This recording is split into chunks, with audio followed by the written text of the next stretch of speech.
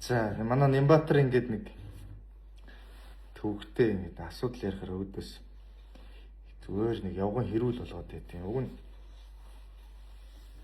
их тодорхой юм ярьсан. Энэ над нөгөө танаа хятадын компани чинь гаргасан санхүүгийн баталгаа нь манай хуулийг захын стандартыг одоо биелүүлээгүй байна. Хууль зөрчсөн байна. Тэгээд ийм улаан цайм хууль бус санхүүгийн баталгааг харж хагаад 500 тэрбум төгрөг шилжүүлсэн байна.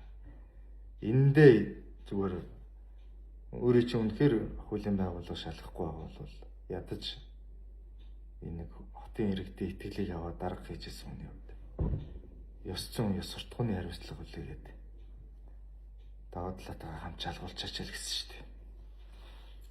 Тэгээ ийм улаан цайны баримтал байж шүү дээ. Тэгэл одоо манай худалдаа авахчлагын тухай одоо тэр тендерийн хууль тэр юм жирэмгөөр ажил үйлчлэг бараа ажил үйлчлэг худалдаа авах хуулийн 42 дугаар зүйлэлтийг та нар хар.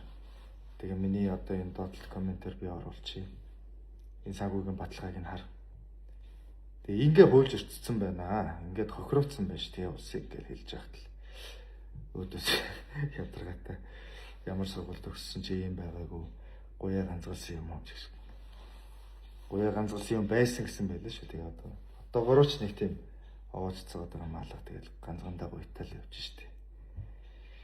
Тэгээ ер нь бол Монголд одоо хулгайч нар нэг том болсон. Хүн загиндаг болсон. Тэгээ би одоо энэ дэрийн ордонч тэр хотын гудамжинд тэр хулгайч нарт хүн загнах, замдрах ирэх байхгүй.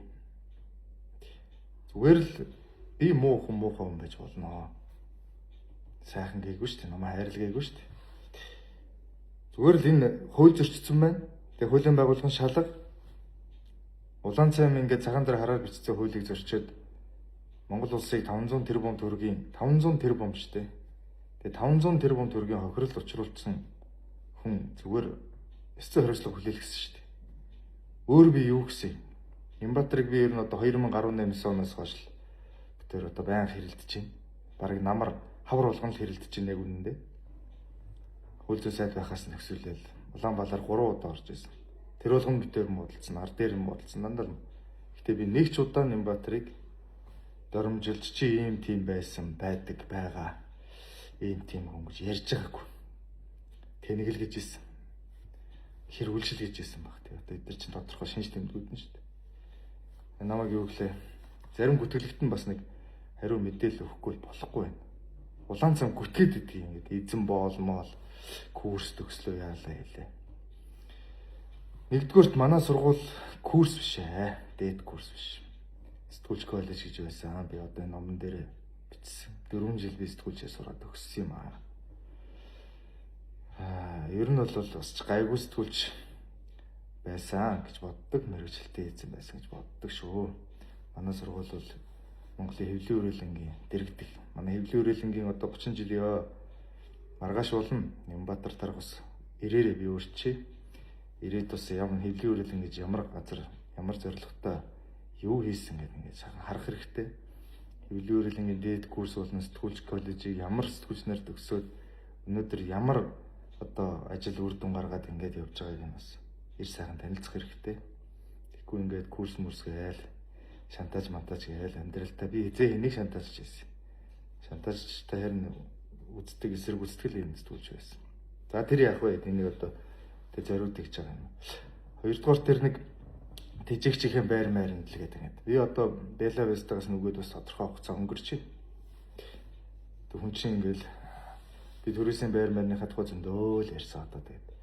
Хүн чинь хүүхдүүдийнхээ төлөө л хүүхдүүдэд дагаад нүгэл явж идэг шүү дээ. Ямар орчих хэрэгтэй яаж юм гэж. Тэгээ одоо би тэндээс нүгээд өөрхөн байрны зээл мэлтэй байртай болохгүй л ингээл гуяа ганцгалал явж байна. Манай хүн томроод байл л гуяа ганцгалсан шалтан банд байсан энэ. Одоо горооч тийм байна. Тэгээ одоо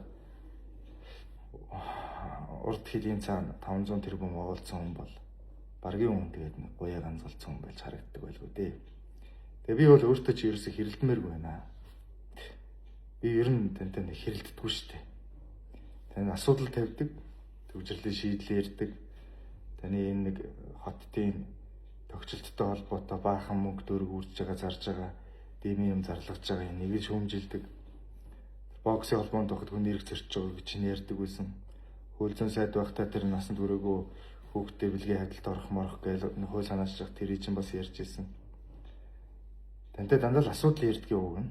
Тэгээд яг намайг дандаа л янз янзаар хэлэл доромжлол өгдөг. Тэгээд хөө хүмүүсийнх нь өөрсдийнх нь соёлын асуудал. Ер нь оюун эрдэнэ Нямбатар хоёрыг нийтлэг чанар нь өөртөө шүүмжлэл хэлэхээр зөрүүлээд доромжлоод байдаг. Тэгээд тэрэндээ хариулдаг. Энэ нэг хятад компанийнхаас санхүүгийн баталгаа гээд этгээд 500 тэрбум усаас ус хохиролтой болгоцсон байгаагаа л зүгээр ярих юм байвал.